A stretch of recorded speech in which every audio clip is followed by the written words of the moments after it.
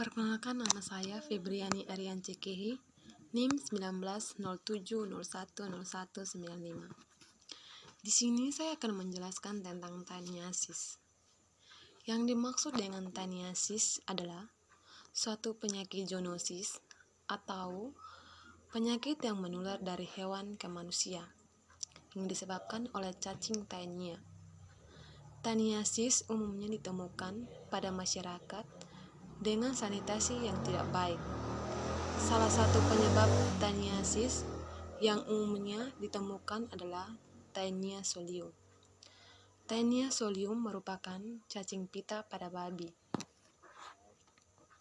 Selanjutnya, etiologi taniasis. Etiologi taniasis pada manusia adalah cacing pita taenia spesies yang telah teridentifikasi menyebabkan infeksi pada manusia adalah Taenia saginata dan Taenia solium.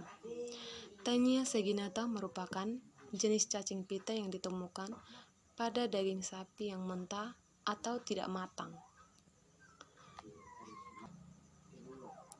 Berikutnya, siklus hidup taniasis. Siklus hidup taniasis Taenia solium hidup di usus halus untuk mendapatkan kebutuhan nutrisi hidupnya. Bagian proglotidia yang sudah matang mengandung sel telur yang telah dibuahi atau embrio akan keluar bersama-sama feses manusia dan menjadi infektif.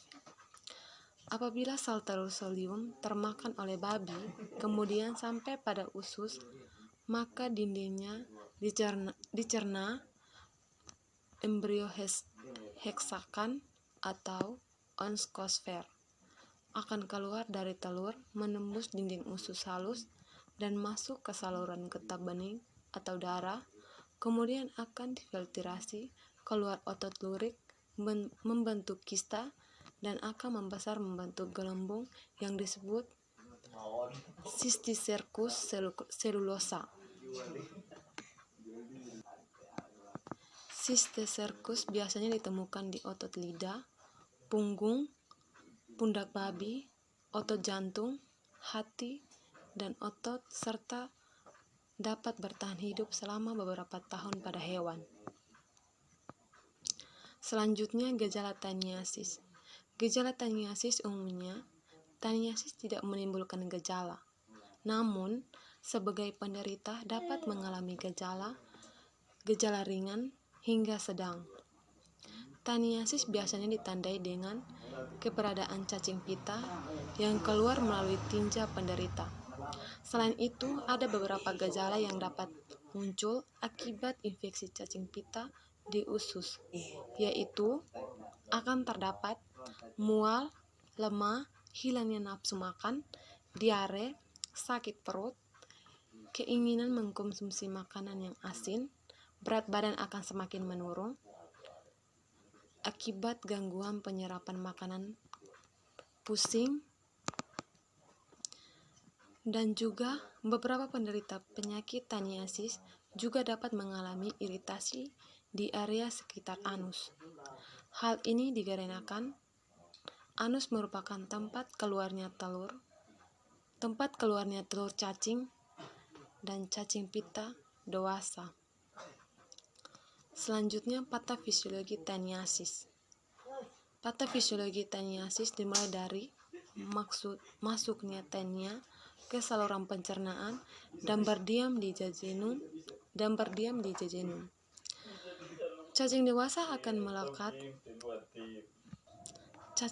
akan melekatkan diri ke mukosa usus melalui penghisap dan menimbulkan gejala.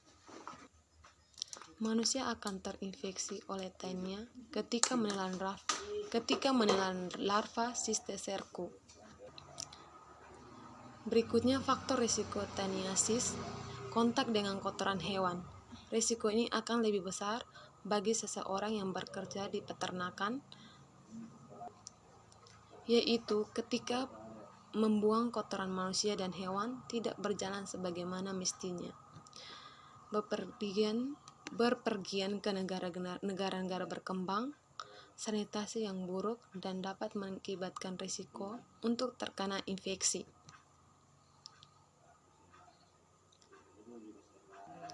Berikutnya pencegahan taniasis.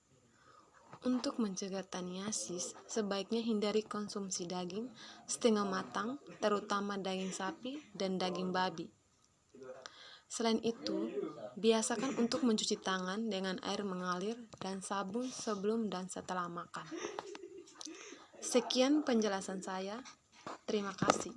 Salam sehat untuk kita semua.